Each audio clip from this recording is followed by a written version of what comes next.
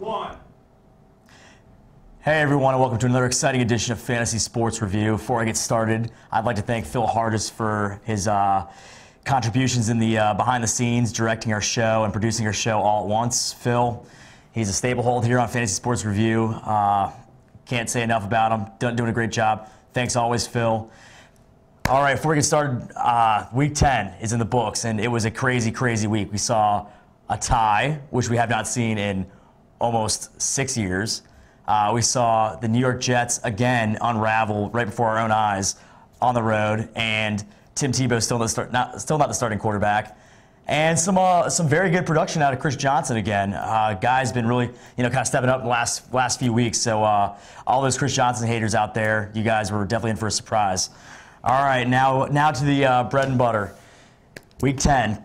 And before we get started, our co-host as always, Clara Markowski. Clara, another exciting, great, exciting week 10 in the books. I mean, I honestly though, I could say that all my fantasy teams lost, and I still don't care because all I know is that going into the next few weeks, I'm set to make the playoffs. That's awesome. And I also want to point out another awesome thing about Week 10 was the Redskins couldn't lose. So yeah, I was happy. That's true. No, a lot of great games, a lot of individual performances that are definitely worth noting. You look at Calvin Johnson, who was questionable on Sunday. A lot of people didn't start him. He ended up having a great game, even though he didn't find the end zone, and their team still lost. He's starting to really build on that momentum, and definitely stoke you guys for the fantasy playoffs at least. And another guy who everyone was really high on, Jimmy Graham, had an excellent game against the Atlanta Falcons, a big win out of the New Orleans Saints. And if you had, like we said, well, we haven't had the show for a couple weeks, but I would have said that if we were on the show, we'd start everyone on the Falcons and everyone on the Saints, and everyone did really well in that game. Right, and the Saints had a really bad start off. But I didn't want to pick Atlanta. I wouldn't have picked Atlanta that game because, first off, I don't like divisional games, and second off, they had to lose. I knew they weren't going to go 16-0. There's no way. So I definitely wanted to stay away from that game. Another tight end in that game, Tony Gonzalez, also had 2 touchdowns. And his 100th touchdown catch. And he broke a tight end record too. So a guy that you could have easily gotten in like the 12th or 13th round is giving you almost Jimmy Graham, Rob Gronkowski production out of the tight end spot. So again, when we stress all the time here on Fantasy Sports Review, drafting a tight end is not really a necessity.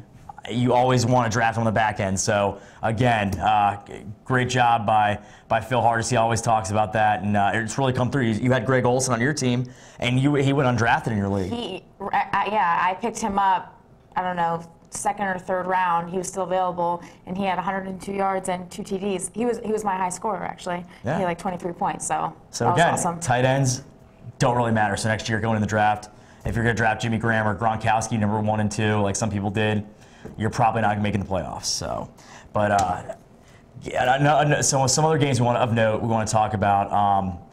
The New England Patriots, Tom Brady as always, getting it done in New England, but a great game if you had Fitzpatrick, and even Stevie Johnson. C.J. Spiller had a great game. A lot of offense in that game, too. 37-31 final. Yeah, they looked like they were going to come back. And it looked like the Buffalo Bills were easily going to win that game. They play tonight. I know we're recording the show before the game. We'll get into that a little bit later. But you want to just talk about some of the quarterback performances. Matt Ryan, again. I mean, can't say enough about this guy.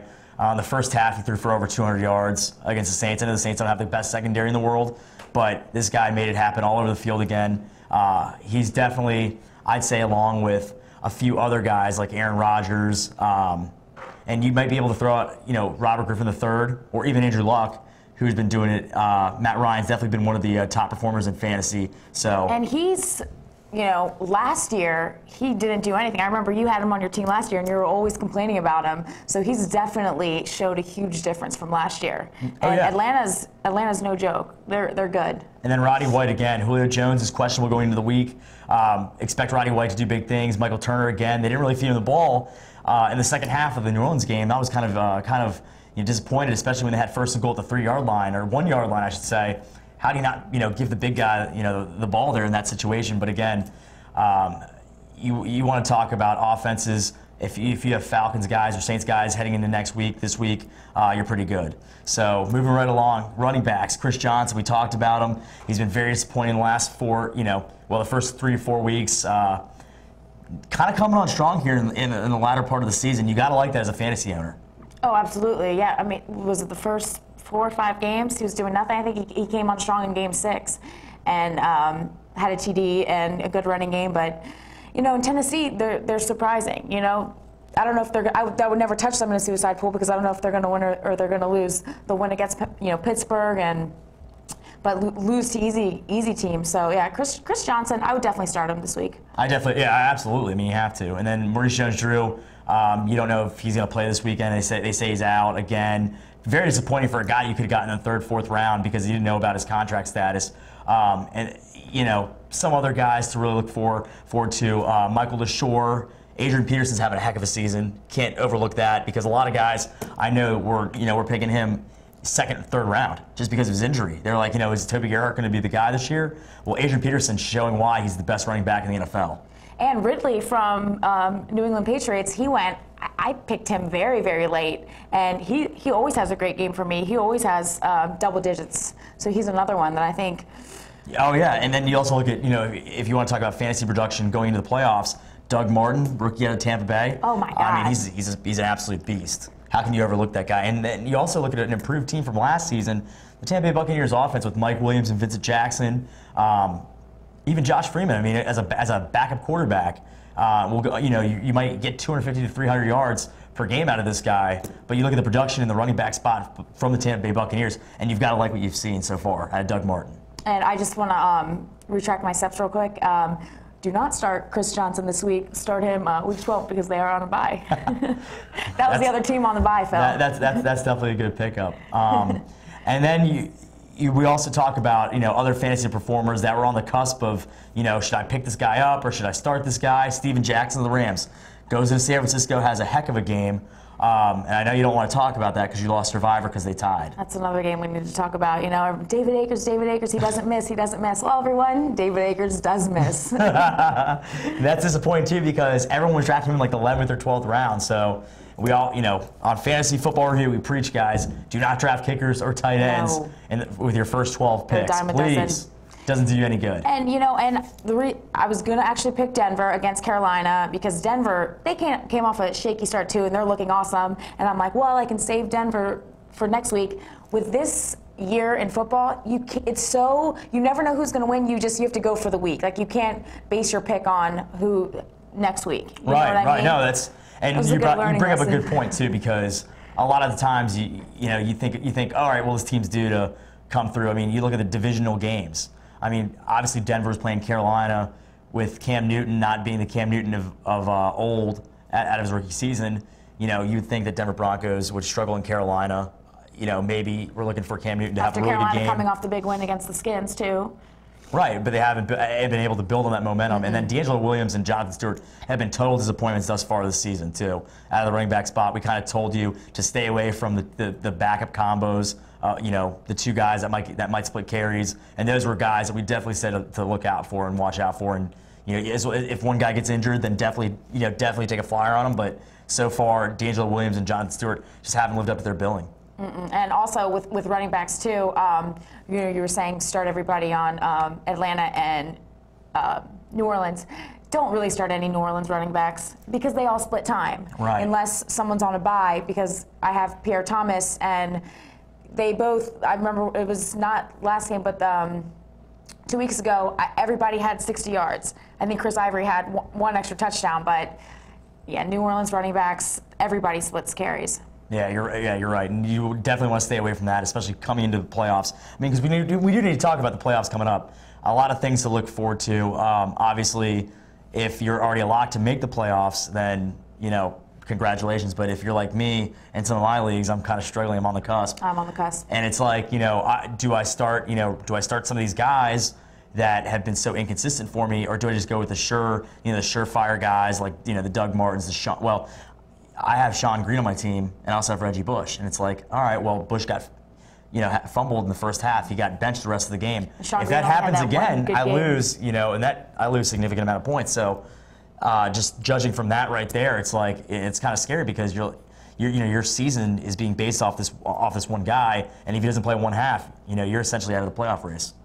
So I would definitely think about that when projecting your starting lineup come this Sunday. And then also buys. If you have guys on buys, obviously plug them in. But I don't know. I think Week 11 brings a lot of favorable matchups, and we're going to start with the game tonight. And it's Miami at Buffalo. I think this is going to be a high-scoring game. I haven't really seen Miami do anything on offense or defense really the last few weeks. I mean, their defense has been a total letdown.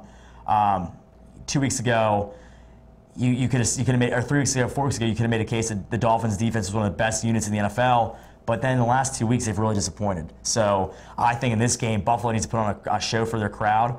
I like Fitzpatrick in this one. Do not start Fred Jackson. He's injured.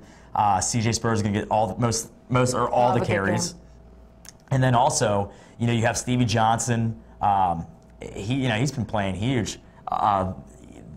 People said he's a little inconsistent, but I think Steve Johnson's really kind of coming into his own. He had 8 catches for 97 yards last week.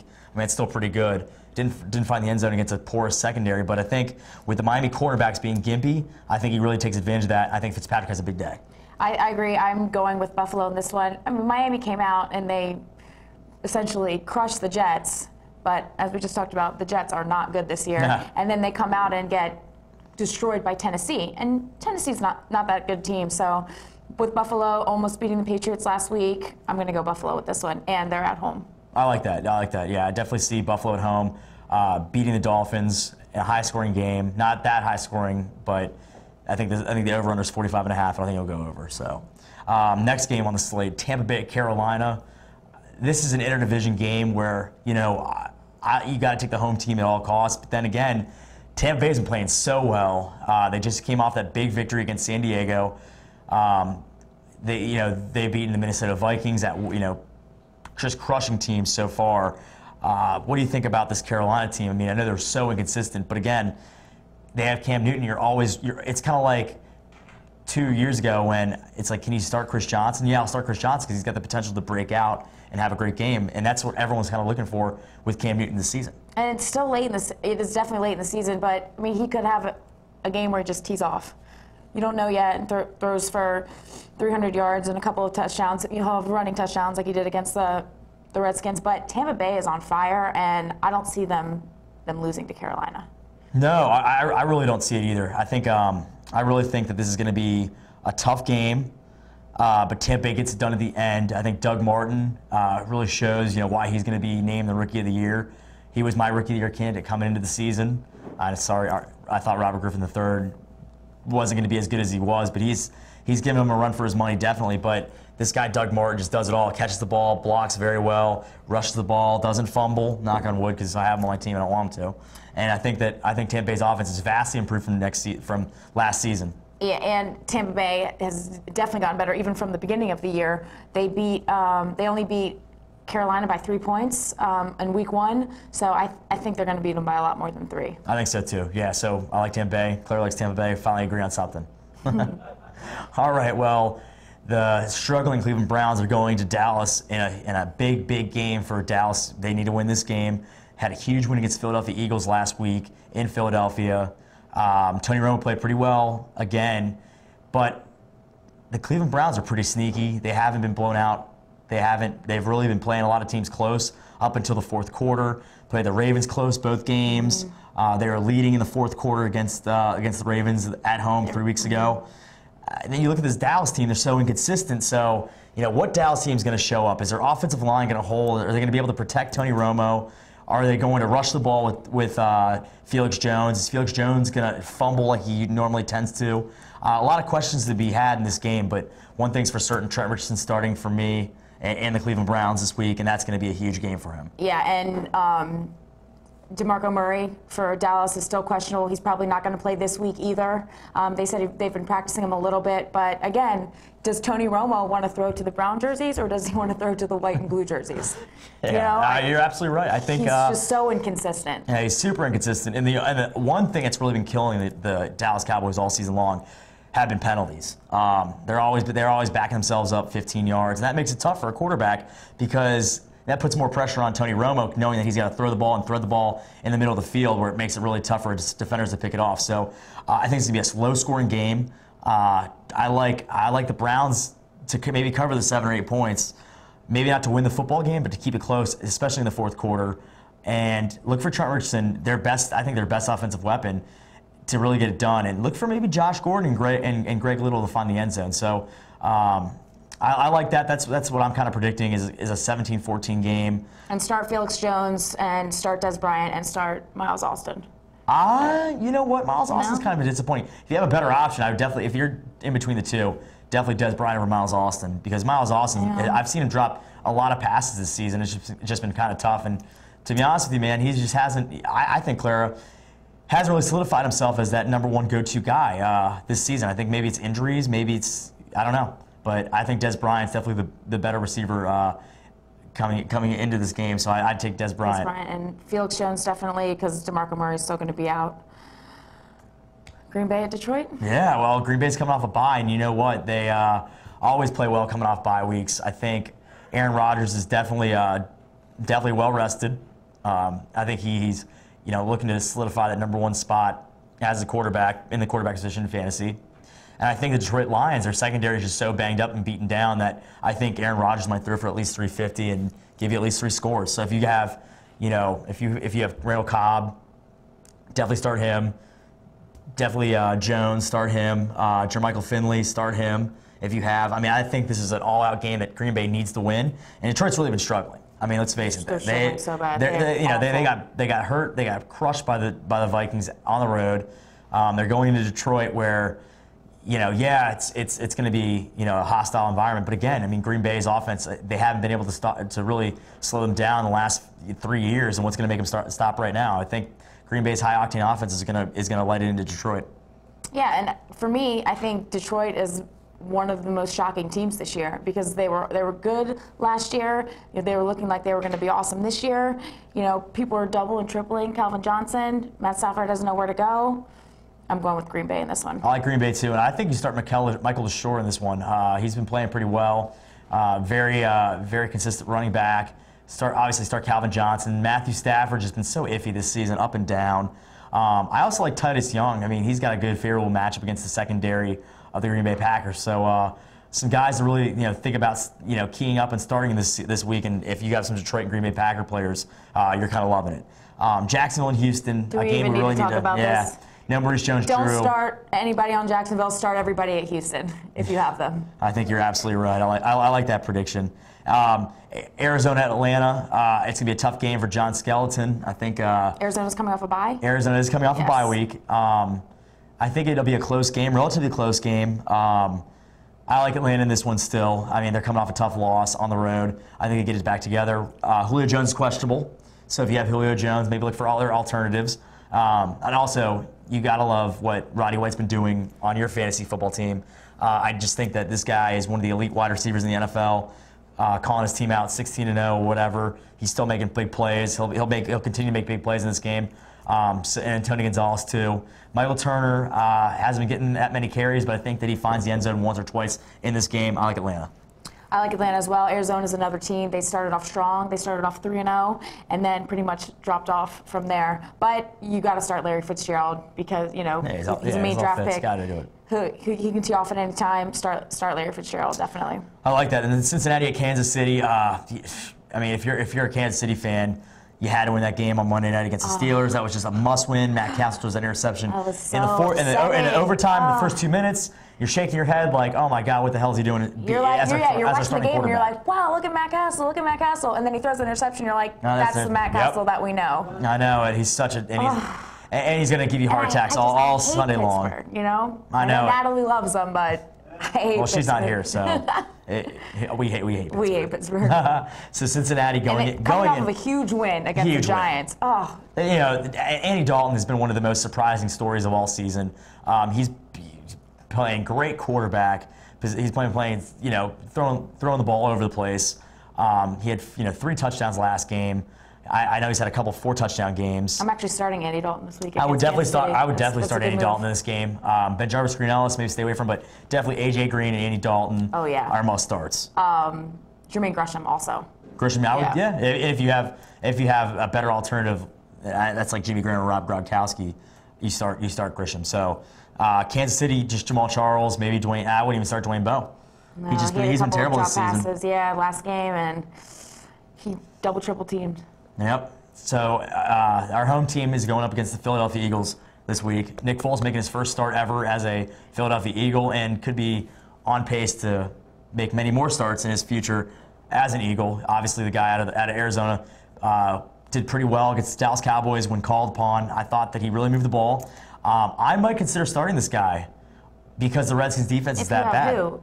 Well, if you have somebody like Brandon Whedon or Flacco or Sanchez, yeah, I would, or maybe Stafford. You start Nick Foles. I don't know. All I want to say is that, I don't want to make excuses for my team. I can say we have a lot of injuries. Our defense is not stepping up this year. We have a lot of key players that are hurt on defense, Rakpo, Carricker, but Philadelphia is really bad. And if we don't beat Philadelphia this week, we're not any better. No. So we got to win. I think that this is going to be a high-scoring game. Coming off the bye, RG3, obviously you have, I think that he's been playing so lights out. Coming off that big bye, he's been named the captain now. He's their team leader. He's just doing everything. Alfred Morris, start him. Santana Moss, maybe start him. Other than that, that's all the Redskins I would play. But if you're Philadelphia, I would, LaShawn McCoy, obviously. Jerry Maclin had a big game last week. I think he's really fine rhythm with Nick Foles at the helm. So I really like what they've been doing side by side. And I think that this is going to be a really, really good tandem for years to come with Maclin and Foles. And I'll be at the game, so I think they need to win for me. Oh, there you go. And so I think they get it done. I think the Redskins win that game. All right. Well, another big surprise this season. Well, I don't know if you can call it a real surprise, but the New York Jets have been playing terrible football all year long. They're going into a hostile St. Louis environment. Team is just total disheveled, just a total mess right now. If I had any Jets players, I would never start them. And if I'm St. Louis, I have Sam Bradford. Danny Amendola had a heck of a game coming off that really scary broken collarbone injury. He actually made one of the better plays in overtime that should have counted, but got called back for holding. Anyways, Amendola's been playing great. Steven Jackson's been doing really well.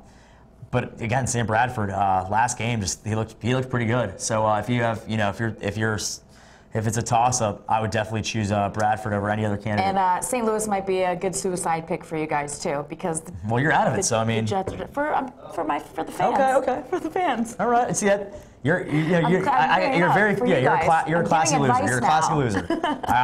We appreciate that on Fantasy Sports Review.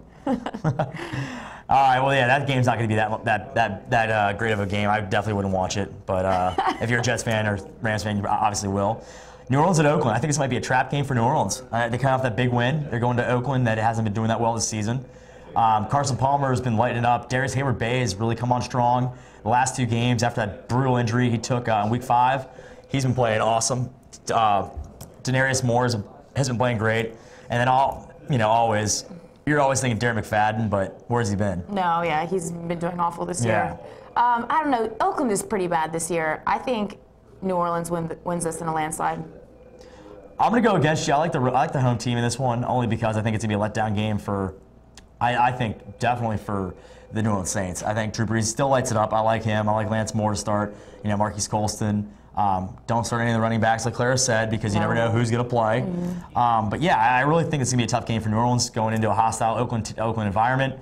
I like Oakland in this one. You like New Orleans? All right, let's move on. All right. San Diego, Denver, always a high-scoring, fun game to watch. Phillip Rivers and the San Diego Chargers are fighting for their playoff hopes.